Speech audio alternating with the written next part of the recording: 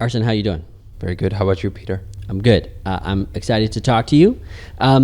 So just to kind of set the stage, we are talking because you are the CEO at TAP. I'm the chairman. And I think a lot of stakeholders, shareholders, potential investors, people who are following the company are interested in what you have to say. And a few people might also be interested in why I joined TAP and why I'm now the new chairman. So we're going to have a conversation about the company, about you. You might ask a couple questions to me. That's the plan. Does that sound all right? Let's do it. Okay.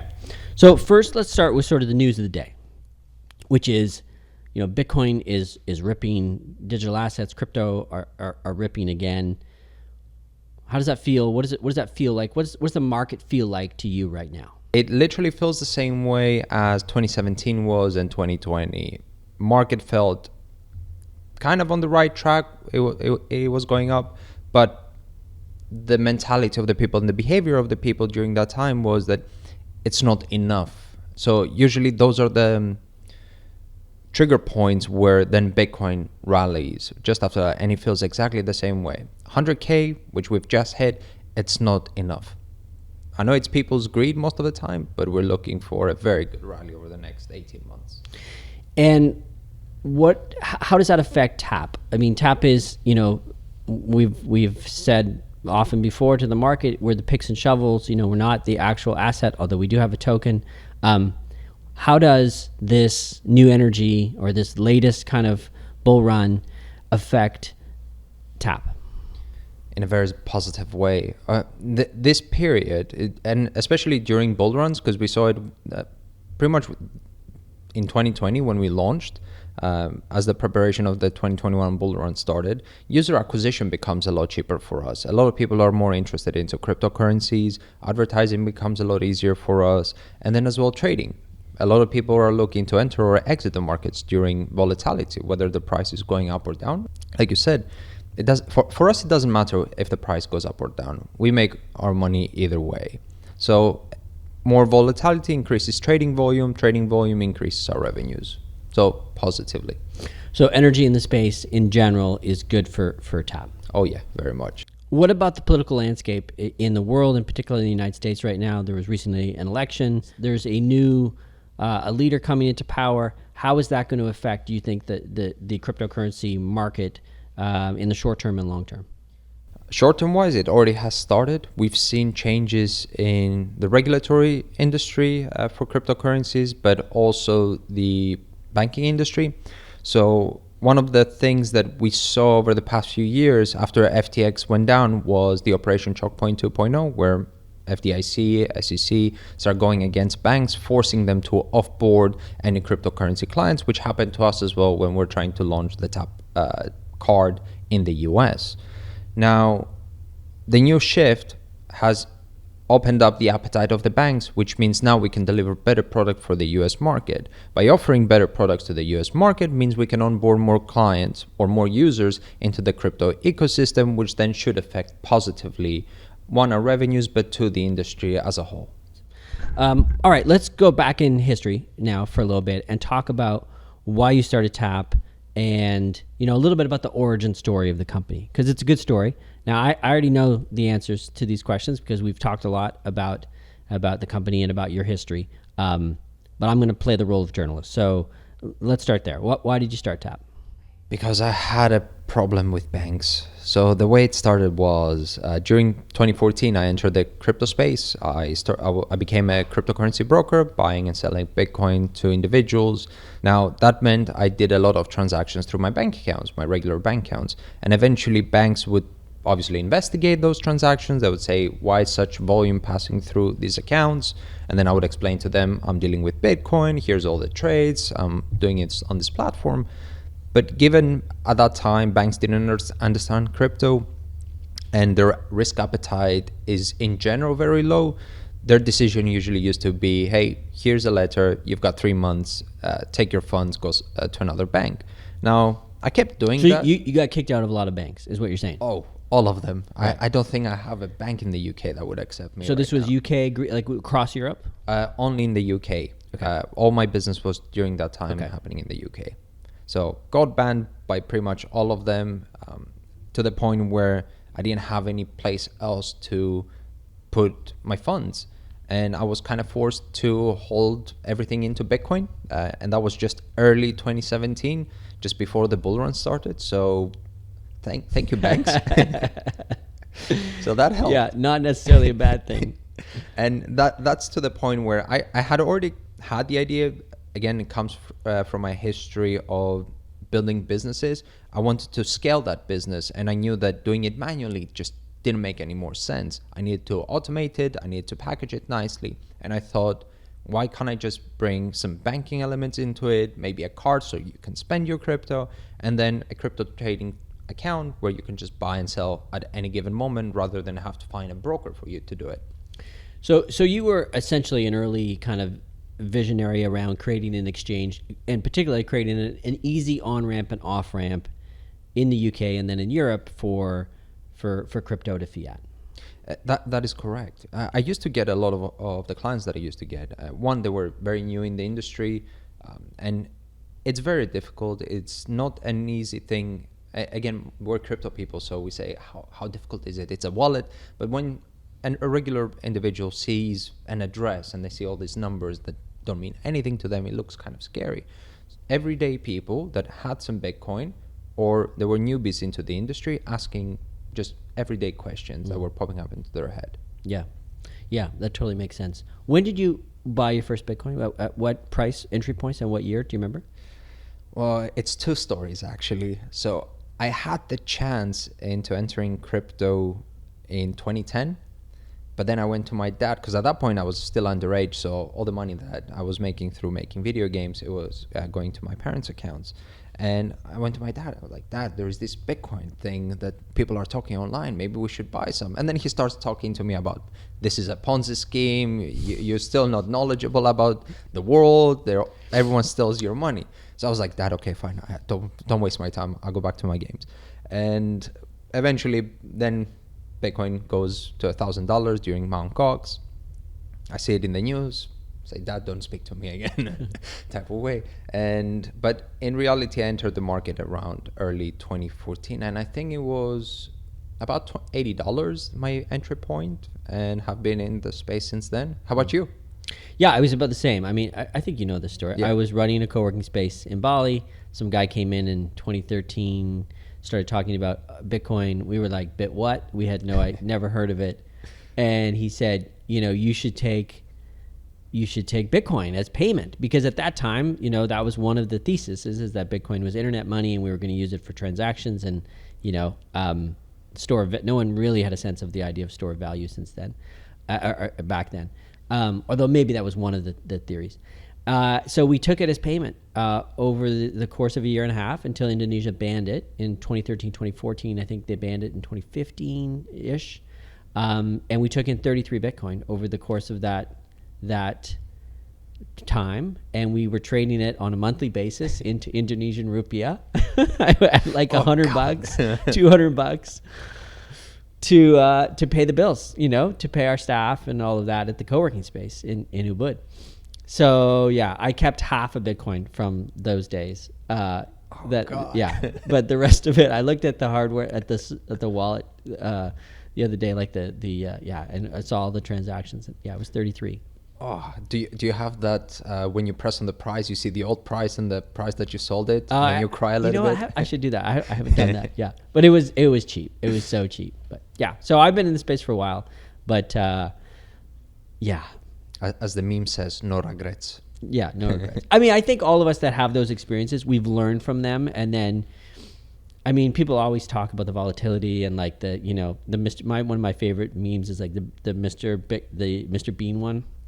Have you seen that, where he's in the movie theater and everyone else is like getting like tossed out of their chairs and stuff, and he's just sitting there like loving it? I mean, you just get used to the volatility and you just hold through it. Like that's what you do, right? Oh yeah. I kind of sympathize with the dog one, if you've seen it, with the fire. Like, everything is all right. Oh here. yeah, that's good. Yeah, I like that one.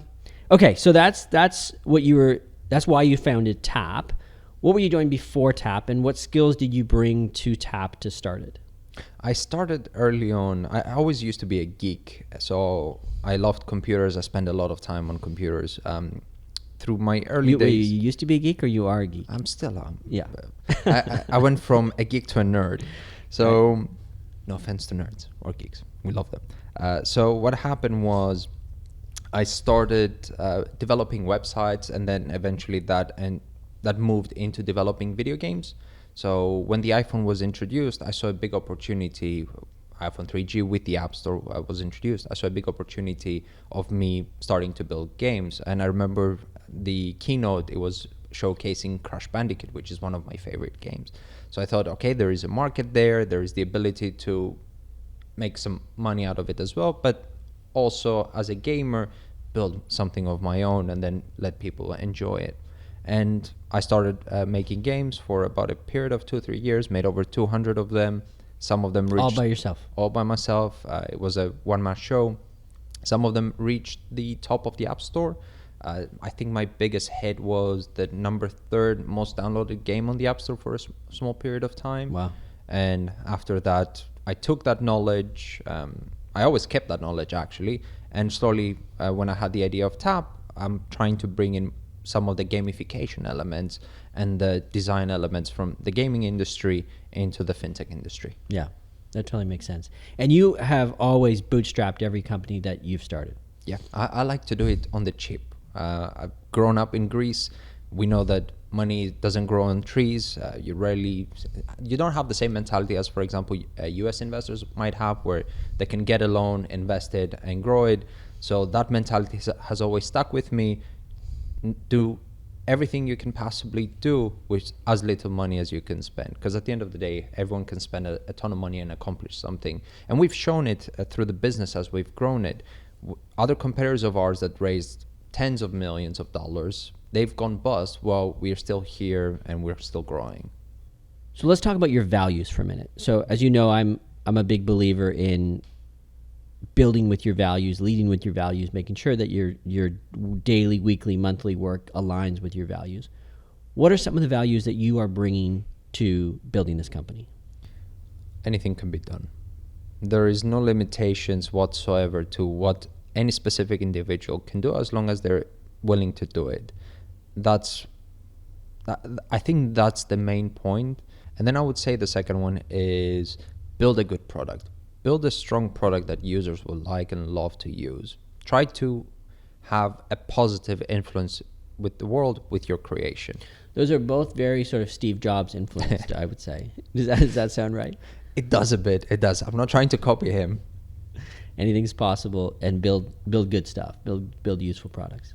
That's it. That's it. I would like as well the public to know about your values.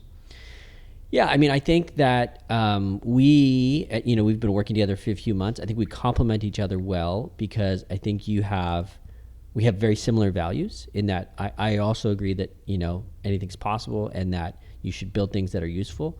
I think where we differ in our approach to work is, I think I am a huge fan of collaboration and building culture. And I think that you have, over the years, relied on yourself a lot to get things done, because you're so smart and because you've always done that and you started things that way. So that's what I'm bringing. I think my main value is a value of collaboration, team building, and we're going to do that at TAP to make sure that we're all firing on the same cylinders, we're all paddling in the same directions, and that's something I think I did at Argo really well. Like, the culture at Argo was really strong. I think is still really strong. Because we spent a lot of time on that. We nurtured it. We made sure that people loved working there. And I think we need to make sure that people love working at TAP and really believe in the vision as we grow. I completely agree with you. And I hope you've seen already the changes since you joined and through your guidance, because I do agree. I counted a lot on myself and a lot of things to be done, simply because that has always been my style. I'll just put my sleeves up, get to work, and even if I don't know something, I'll try to learn it in order to at least deliver it. Again, obviously try to cut outside cost, but also then it helps me to then take better decisions in the future. But since you've joined, I've taken your advice almost always, and always try to delegate as much as I can to the individuals that should be doing this task.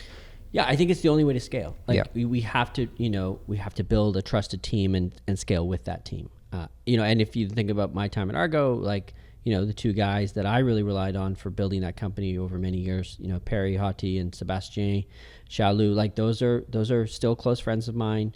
I talk to them all the time, and we built that thing from the ground up together, and that feels really good. It's fun to build stuff with a team. So we're gonna build this thing together in the months and years and decades potentially ahead. But also we're gonna make sure that the key lieutenants that are supporting you as you're getting things done and building things are there for you. I can't wait. So why don't you take this opportunity then to ask me some questions, and then we'll go back to you. So did you have any questions you want to ask I me? do, and I'm pretty sure the first one that the public would want to know is, so why did you join TAP? Why did I join TAP? I think it's pretty simple. I think it's an amazing opportunity. I think it reminds me a lot of where Argo was when I took over as CEO. I think it's a company that has enormous potential and is in a space that I think I know well. I think it has a product that is really good, that is useful, that I, can use and will use and am using. And I think I can help. I think I can help on the culture side, which we were just talking about. I think I can help on the communication side. This is part of, the communications thing, like, getting you out and telling your story. You have a great story.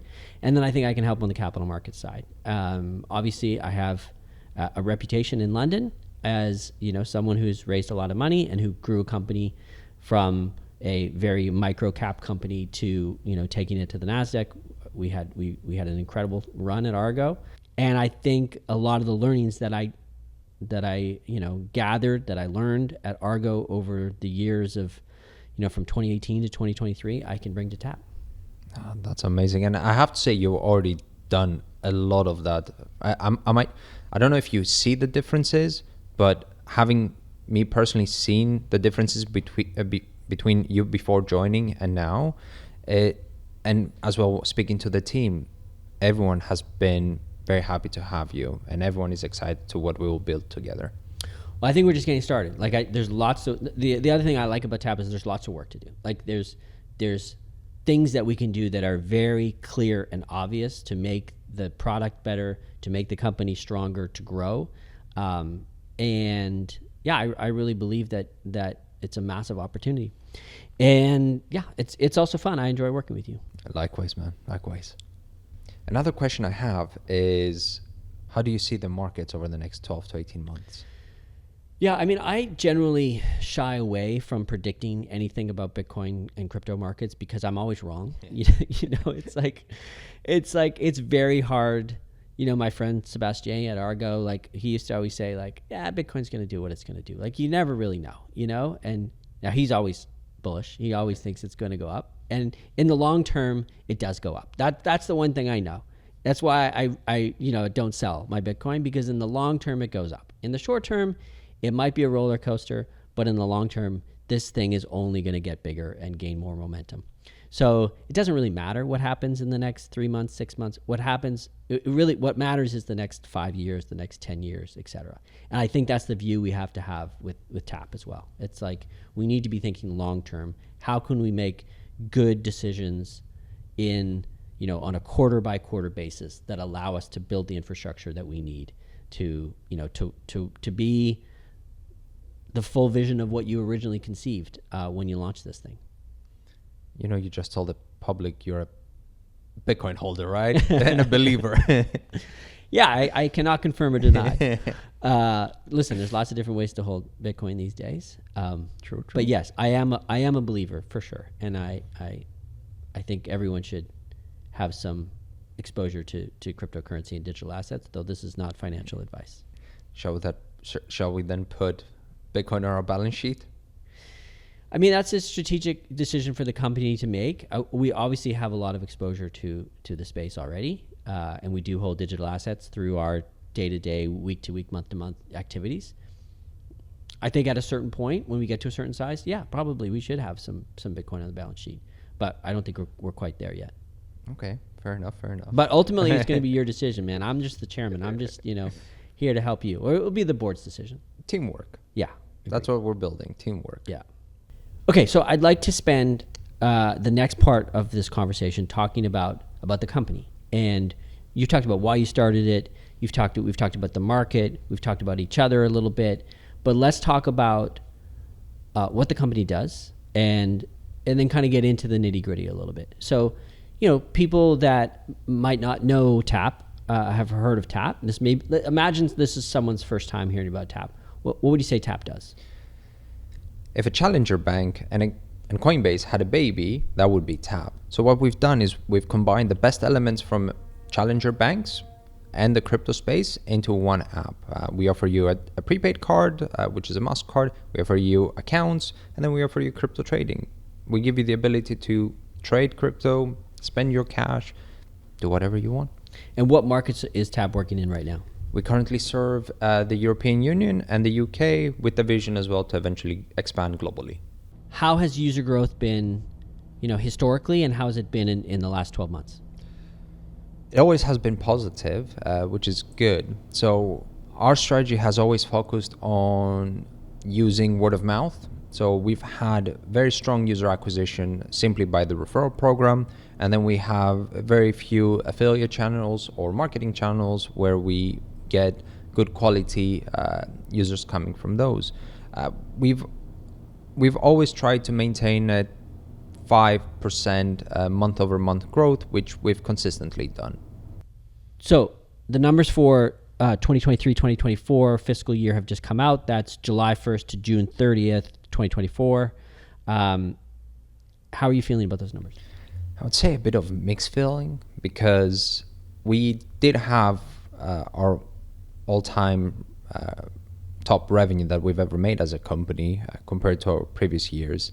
So that has been very positive in a sense. We also did incur quite a bit of losses, but that was during the previous management, again, which has now been dealt with.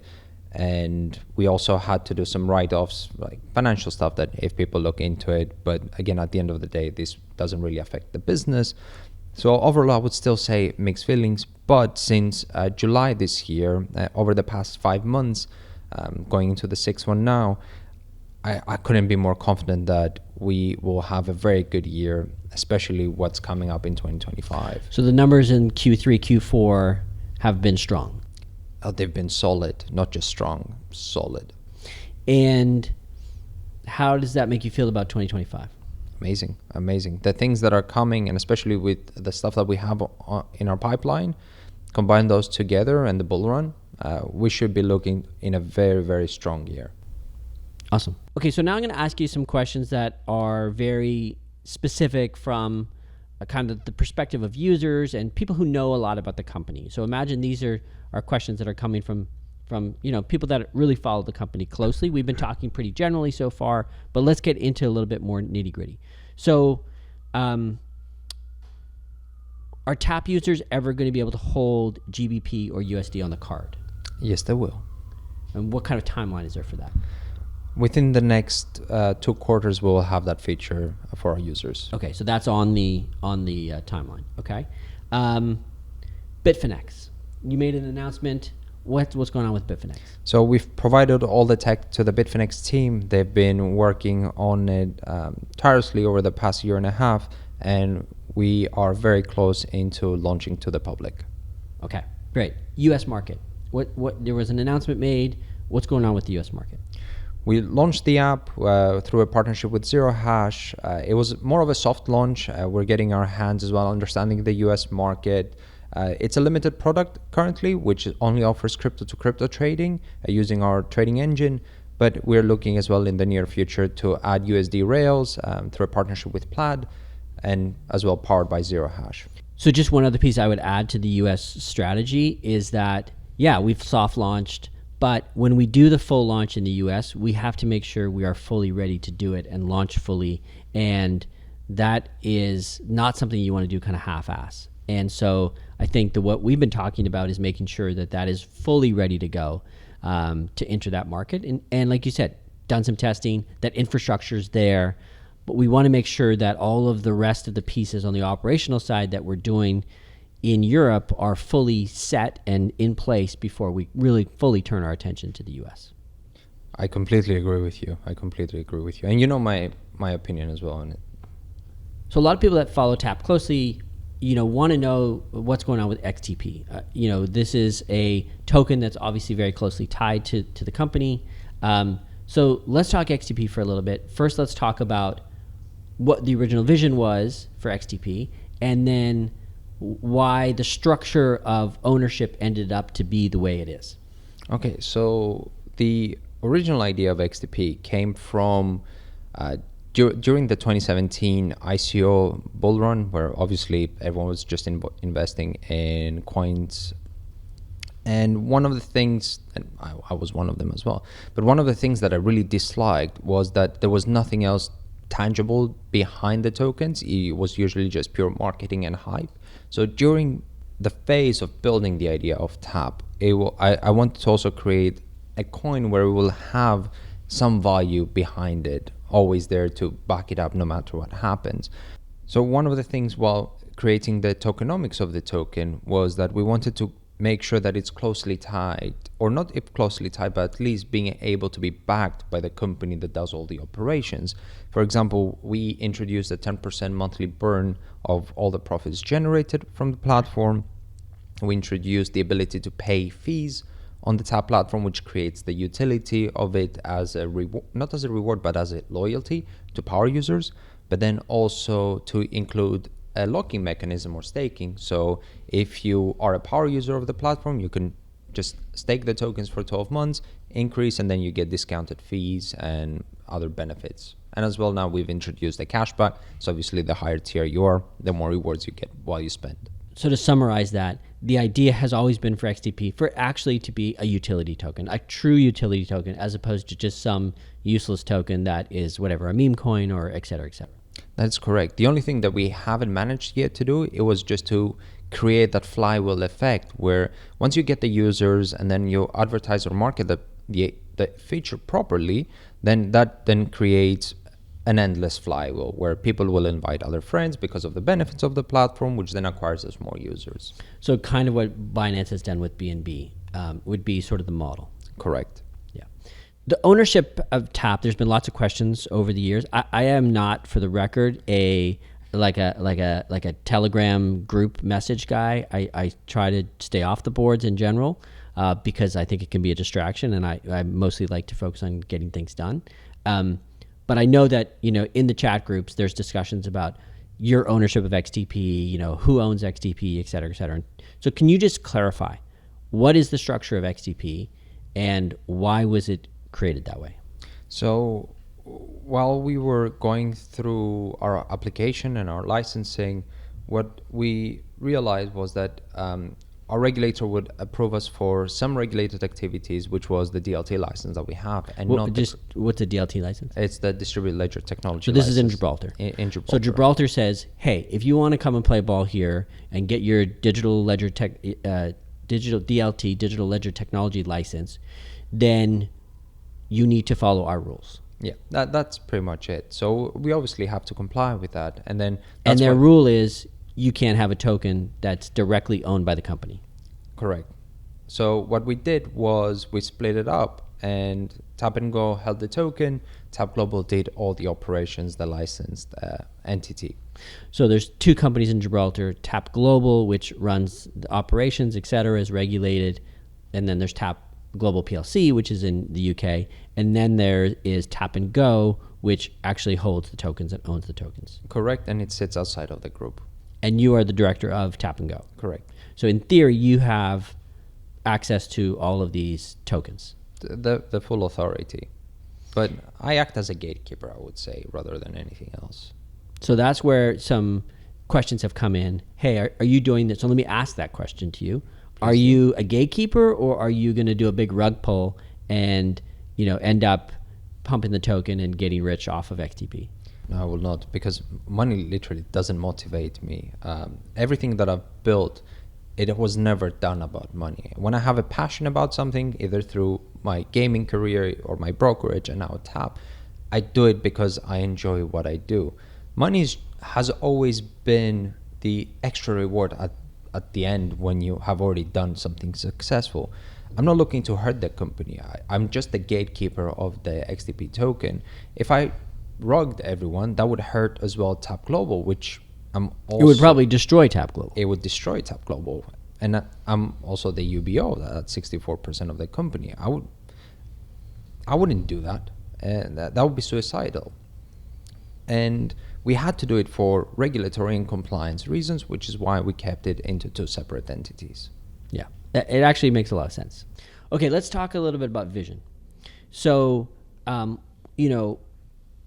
vision and message. So, as you know, in this space, people make a lot of noise. I've been used to it. You're used to it.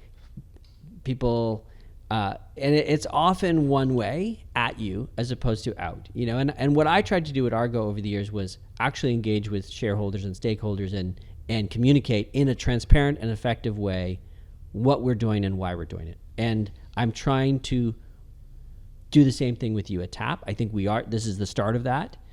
So, because there's a lot of inbound, and especially being a listed company and being a regulated company, you have to be careful about what you say, et cetera, et cetera. You can only say certain things. But this is a platform for us as a company to communicate with stakeholders and users. So what message do you have to users about TAP that you would like to share? My message to stakeholders is that, first of all, we're resilient. We've gone through a lot of things, and the market has noticed as well. We're still here where others aren't. We're scrappy. We know how to invest our money the way we should invest it. And we also have brought in a new management team, given you as the new chairman and myself as the new CEO of the company. I'm pretty sure 2025 is going to be a very strong year for the company.